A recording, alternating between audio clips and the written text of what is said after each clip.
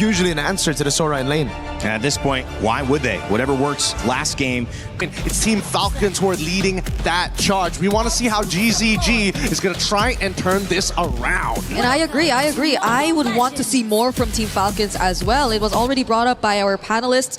Initially, I think heading into this tournament, you were really expecting them to be one of the cleanest, but game one, GZG pushed them to the limits by just a little bit. So this time around, though, things seem to be pretty different, draft-wise especially. Oh, what a sneaky little invade here by Kyle. Able to take a camp out. He figured out the starting path and was able to take at least one of these camps. This does mean that it's going to be a bit of a delay. However, we're going to see Recall here going to try and contest this. It's dangerous stuff, and admittedly, they played it well. Even Haji getting into the right position to see it happen. Yeah, somehow equalizing the advantage in the early game, given that Kyle did take away one green camp. But a quick look onto the emblems as well. There seems to be the mid duo taking that PYT. Interesting stuff, but at the same time, I'm liking the way that Falcons are actually playing this right now. Flap gonna take a bit of damage here. What's that? I felt like that was a kill angle. Yeah, if it weren't for Oakwood. Yeah, but even then, I think that should have been a solo kill, right? Empower jab into auto attack would have been like more than enough to take him out here, but now. Oh, this is something unexpected. Xing did not expect that, but it was still Guangzhou who actually picked up first blood. They find Haji in exchange of Xing, but it's a double kill now for Kyle, and it seems like they got the better trade. A much better trade, in a matter of fact. And May understood, again, this Grok can be a game changer. The problem is that it's very timing based, right? You have to maintain control over tempo. It's not a fight on a dime type hero. You really have to kind of set the plays and really find the right angles. At the same time, with tempo. Oh, whoa. All right. So we know that Kyle's on top side. Okay, and now, you know, the Modi's just holding this bush. We're seeing dangerous grass in a while, and now it's Falcon starting it up. But Recall and the rest of the members are going to be here too. Flap trying to look for an angle. He's not going to go in for the setup just yet, and there you go. But it's still Recall actually winning out on the retry battle. Blazing to it, already committed here by side. SOD will not connect, but Oakwood still goes in for the knockups, and the flicker from Flap. They still actually find X-Gang, but they might just get traded out. Unfortunately, the heavy spin will keep them safe. The knockups, however, close call for Oakwood right there. What a timing by both of these supports. They both knew we're about to hit level 4. Just give me the right timing. I just need to reveal one extra person. The tech charge alongside with a heavy spin.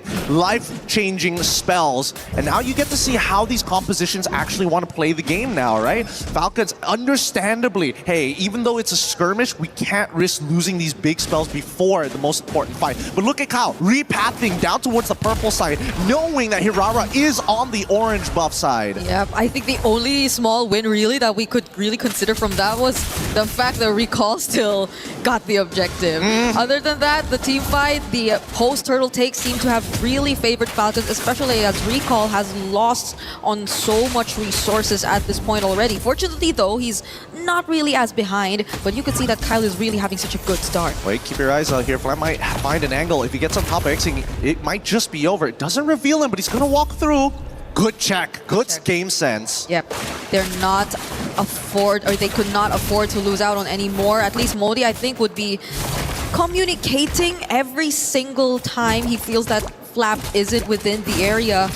Another gold grab. I think that's the second time Super Marco stole it away from Guangzhou. That's ridiculous. That's ridiculous. Committing it all just for these small advantages. That's what separates the boys from the men. Oh, CY's in so much trouble. Okay, there's a Purify still, but he still gets caught in the heavy spin nonetheless. The damage from Haji is going to be enough. The question is, does Oakwood get out of this? He might just, but not with the real-world manipulation being laid down. Okay, that's actually incredible. That's actually incredible for Falcons. No RWM. They get to technically contest this for free, but can they do it right now? Flap misses everything. Yep, he doesn't get to find a setup, and still Guangzhou will be the one securing this objective. Kyle will not make it as he just focuses on this green camp, but that's knowing that they didn't have the real world, and now Guangzhou might get more. They might just find Kyle. Fortunately, is still alive though, but Xing picks up the kill. Now they're gonna go for the chase. It's Mei and Xing trying to get back under their turrets. Another barrier laid down and the flicker to get out. Oh, this is ridiculous. That Fork Lightning. Oh no, wait. Does he have? Okay, he does have Body Slam, but CUR chasing this really isn't going to get much until he gets that Trinity build. But my goodness, getting to see the Fork Lightning being spammed like, what, 3 times? I know that they changed the cooldowns to it so that you can like chain it together much easier than last time where you needed to be like level 11, level 10 around there to get it consistently. But now here at level 7, I mean, Haji is doing it consistently too. Yeah, and at least for Falcons, despite what happened earlier on, they didn't really lose the advantage. Like, they still have the advantage in their hands nonetheless, despite Flap slipping up on that setup and them actually not being able to contest for the objective. And maybe that's one thing Guangzhou can just really try to capitalize on. The fact that even if the Akai is on the other side, the way that they just get in and out of these fights and still have these utilities to really rely on, such as the tech charge and real-world manipulation, might just give them the upper hand.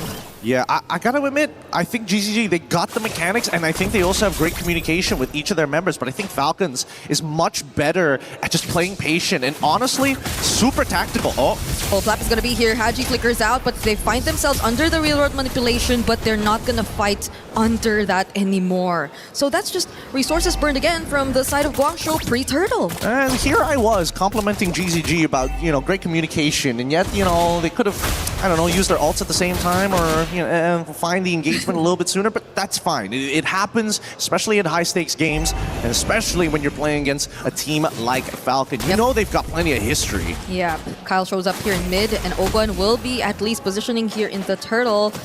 But Guangzhou have a lot of information. They know what to expect and where they could potentially come from. But does Flap start things off again? I think it's about the big question. Oh, it's gonna be Mei instead who gets caught now. Tech charge does land, but does he go down in the deadly magic? It's not gonna be the case. Guangzhou once again take the objective for themselves, and it's Flap just trying to run for his life, but Xing does not allow him to get away. And this seems like a repeat of game number 1, where it's not Kyle going to the other side of the map, but instead it's just Super Marco at this point. Only naturally, right? Because when you have the access to the SOD, being able to close that distance with the rest of your team on mutual objectives is sort of the point. But I think at this stage, Super Marco, he's probably going to start rotating after clearing this bot side, rotate over to mid, and then immediately, oh wait, actually, does he need to? Nah, he doesn't need to. The Lord is going to spawn on that top side. He's staying down bot. Oh, but half HP. Guangzhou Gaming have been really good in terms of these pokes and back and forths as well, not really granting the massive advantage to Falcons despite the slight sloppiness, I'd say, especially pre-objectives. But at least they're somehow grouping together and making sure that they somehow, at least, the next team fight we see, get to communicate and layer their skills better. Yeah, I'm noticing that GCG, like, the gold lead isn't too far away from the Falcons, right? You can play a little disrespectful, but I've noticed that they don't really invade, do they? They just sit around the river a lot of the time. Thanks, Zephyr, for bringing up the items, because I am curious to see how far along the track they are. Chastised Pauldron already purchased by Mei, and now that the rest of the Falcons are looking to get this tier 2 side, we're just a little bit of gold off before Super Marco is actually able to complete the Trinity. DHS and he's done. Yeah, I think the only time we really got to see them invade was when Mei was on the Hilda, and it was just Mei as the Hilda. Like, there wasn't really help that came from the other members as much, and that's naturally what you expect. But this time, on the Grok and Eve, it seems to be a bit different in terms of their gameplay, or maybe Falcons too are just overwhelmingly good in controlling the map. Maybe, but I think the Falcons need to recognize that, hey, GZG are really good at chasing you down, so they cannot take that initial impact. If it's too much damage and they back away, it's just as good as a wipeout. So I think that Falcons are being extra precautious on the way that they need to maneuver around these fights, knowing that the tech charge is probably their best form of counter-engage, and the real-world manipulation, it's a box, so you got to start thinking about angles. GZZ are just blocking off the entries for Ogun at this point, forcing the recall for Super Marco just to get here, but now Modi all alone. How did it end up like this? there were just 3 members surrounding him at that point, and he was all alone. Now GZG are down 1. Recall shows up, Flap trying to keep him in check. May still has the ultimate, but Open uses his first, and now Falcons are just gonna go for Hero. Super Marco's here to help. Sai using the Blazing Duet to get away, but the SOD is gonna land. Super Marco goes in, Flap 2 helping him make or get some kills. But that's just them pushing GZG out as they focus on the objective. That has to be one of the biggest whiffs of all time. Zipper, don't put up the replay on that one. I swear to God. Recall dying there? Like, why would you use your iframes to try and bail? Like, you can't stop the spin. That's the problem with a heavy spin. You can't stop it. Oh! Doesn't have enough damage. Yeah. But sure, boy, was that flashy. That looked cool. It was cool. And they got Tier 2 turrets out of that too. Unfortunately, you have to take a look at the replay. God damn it, Zipper! I mean, just look at Recall, right? There's no reason for him to actually dash into this to get the extra little bit of damage. If they wanted to do something earlier, it's got to be the RWM. The order was wrong, and unfortunately for Recall, he should have known. Don't go into the heavy spin. You can't cancel it out as easy as you think it can. Yep. And now they have to deal with the Lord, who is still up, by the way, marching down bot as Falcons will just try to focus out on the other remaining outer turrets. And Recall shows up yet again in this spot. Fortunately has the iframes, but now it's Falcons winning out big. It's a 5k gold lead all over again. At least they have Holy Shields, because earlier when they had this Lord, their Holy Shields were already down. But still, it's pretty good. GCG, if they can just clear out these... Oh, the conceal. Oh, Flap's gonna go in, does find one. Real world manipulation used as a response though. Kyle's just gonna focus on X-King! Deadly Magic definitely gonna take him downside. Doesn't have enough damage with the Blazing Duet just yet, but Recall will finish the job. They find one in exchange of 2. Kyle being chased by Modi, but this is not enough. Super Marco goes in! SOD threatens them and they cannot chase after Kyle anymore. Modi though! Can they actually do this? Almost. Oh, he outplays it! He gets the power, but still dies in the end. The KDA machine says no! Wow, Ogun picked up an Immortality too. Were they expecting the team fight to last a bit longer than it should have? Another Deadly Magic onto May. But this is going to be a croc, so they're not going to take him down. Yeah, typical Paquito things, am I right? You know, it's just like Suyo when you're just about... You get that first kill, and then you purchase the Sky Piercer. Same goes for the Immos, right? It happens at times. But for the time being, we can see that, like, they've got good damage here. I am curious to see what they have. Thank you for the item, Zipper. 3 already done. Malefic Gun on the way through. Winds of Nature, good purchase here for Super Marco. They understand that it's going to be up to the Blazing Duet to kind of make up for the lack of damage. Yeah, so we see that how surprisingly Modi lasted a bit longer than we thought, apart from the fact that, yeah, Haji's skills were mostly on cooldown, I'd say, but this is looking really devastating. The damage that you can expect from Kyle is really massive, and now Etienne gets caught by Flap once again. It's just Flap doing all of this pressure onto the back lines, and he surprisingly nearly took him down. May will be the exchange for this, but Kyle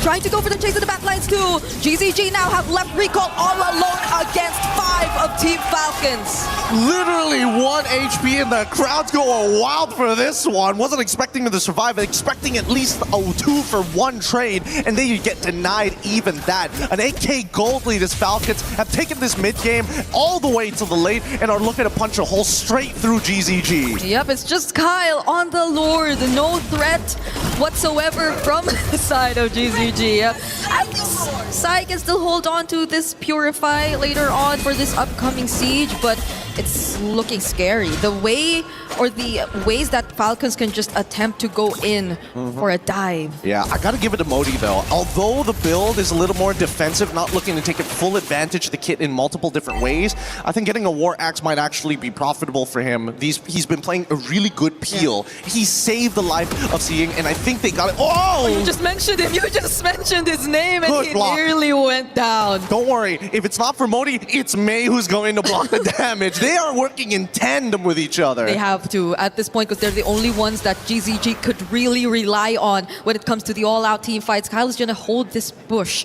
Recall has no idea, and the Lord is going to march down here as well. They get this turret for free, and now Oakland goes in. Already down half HP though, so you got to respect the damage coming from GZG. They're dancing around this, and they understand, man, the Waves are not exactly in the best position, and unfortunately, in comparison to Guangzhou's Gaming's lineup, it's a lot harder to get the siege down. Oh, recall goes in. Oakland already very low. They don't know. They don't know. They don't know. Gonna back away from this. Yeah, because the Purify was still up too, even if he went for the tech charge there. I'm realizing, I thought they got rid of the eye. Or maybe this is like a spectator thing. Oh, yeah. That we get to see the eye, but they don't. Yeah. This is nice. This is a little quality of life change that we've been asking for that now being implemented onto our, at least for our observers. Did they take out the eye or just the delay when you see? It is the delay on the eye as well, but even so, let's see where this is going to lead to, because right now Falcons have been bouncing back and forth between top side and bottom side just to get every buff underneath the sun. Okay, the threat of the tech charge is there, but the damage from side too, shredding down Oakland to bases. Immortality already popped. The setup from Flap, catching two with the follow-up damage coming in from Kyle. They're definitely going to take out more. Modi falls first. The iframes are not going to keep recall safe as Super Marco ends it from the sides, finds a double, and just waits for the Waves to come crashing in the base. A chop to the neck. Trying to break the neck now, trying to go for the throat. Seeing, what can he do? What do they have access to? They could try, no, not even the RWM is accessible, and Falcons will close this game out with a clean 2-0 against Guangzhou Gaming. With the wipeout at that to end game number 2.